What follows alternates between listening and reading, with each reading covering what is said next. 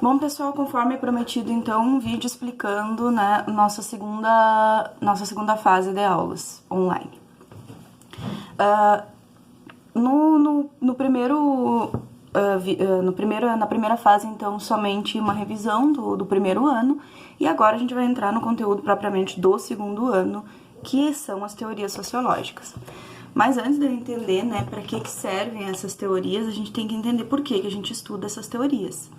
E por que a gente estuda essas teorias tá na raiz de por que se estudar sociologia, para que serve a sociologia.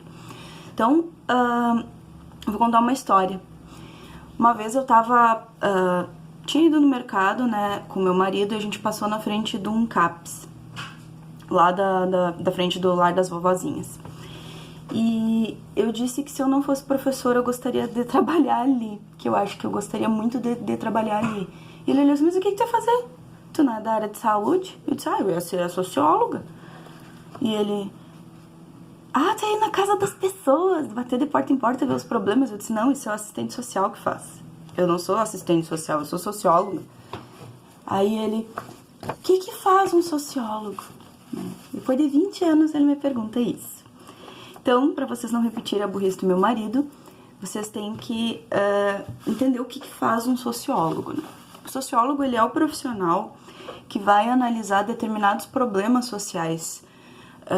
Por exemplo, o que eu ia fazer num CAPS? Eu ia avaliar os diferentes tipos de problemas de saúde, né, no caso, mais recorrentes dentro da comunidade. Por exemplo, no CAPS lá das vovozinhas, vamos supor que a comunidade que ele atende enfrente problemas como violência doméstica.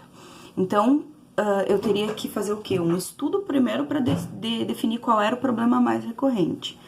Segundo, pensar em estratégias de políticas públicas para definir como diminuir esse problema, como enfrentar o problema, porque basicamente é isso que um sociólogo faz.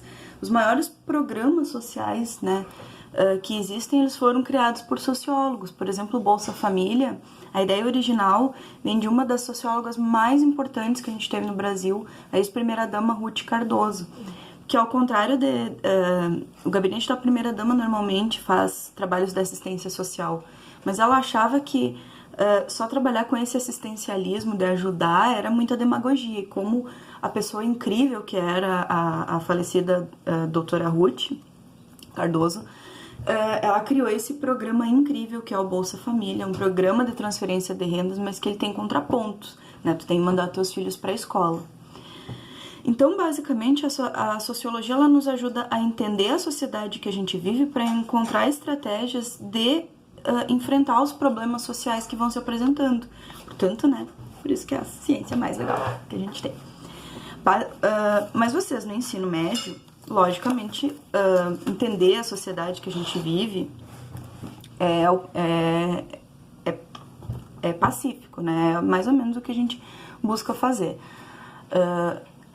Desenvolver estratégias para resolver os problemas já é algo para quem é profissional, né? Não é tão fácil, não é tão simples, até porque a gente precisa de muito suporte, de muita pesquisa e muito estudo.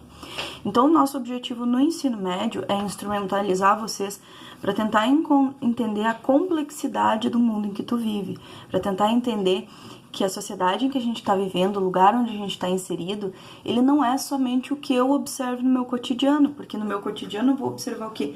A bolha ao meu redor.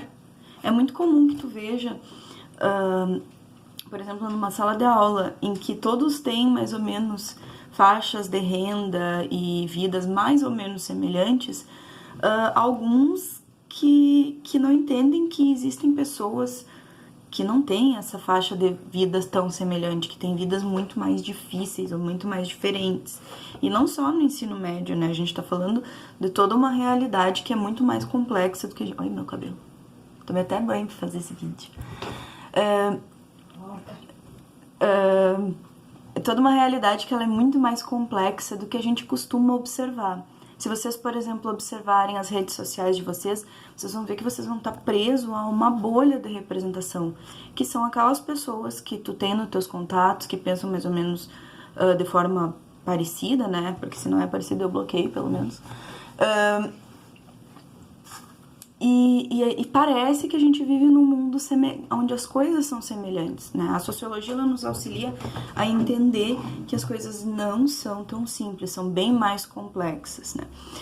Para instrumentalizar vocês, então, esse ano, a gente vai trabalhar com muitos modelos teóricos, né? Com os primeiros, desde as 3 teorias clássicas até teorias mais contemporâneas de interpretação da realidade social, de entender como que tu vai interpretar essa realidade, como que tu vai enxergar esses problemas, não com o teu olhar do senso comum, mas com aquele olhar crítico, com aquele olhar de as coisas não são tão simples assim, com aquele olhar que vai passar, então, por um senso mais apurado. Porém, antes da gente começar a entrar nas teorias sociológicas, né, a gente tem que entender o contexto histórico de origem da sociologia, e esse contexto histórico de origem da sociologia, ele é muito diferente, porque enquanto as outras disciplinas vão surgindo, né, os outros campos de análise, eles surgem lá na Grécia Antiga, né, na Antiguidade Clássica ainda, junto com a filosofia, como é o caso, por exemplo, da matemática, da física, se começa a trabalhar simultaneamente com a filosofia, embora vá se desenvolvendo muito ao longo do tempo, a sociologia, ela tem uma data de nascimento diferente. A sociologia, que nem a professora de vocês, é mais jovem do que as outras disciplinas. Mas isso eu vou comentar no outro vídeo, onde a gente vai falar principalmente sobre esse contexto histórico de origem, né, que daí fica mais fácil da gente enviar. Então, pessoal, até o próximo vídeo.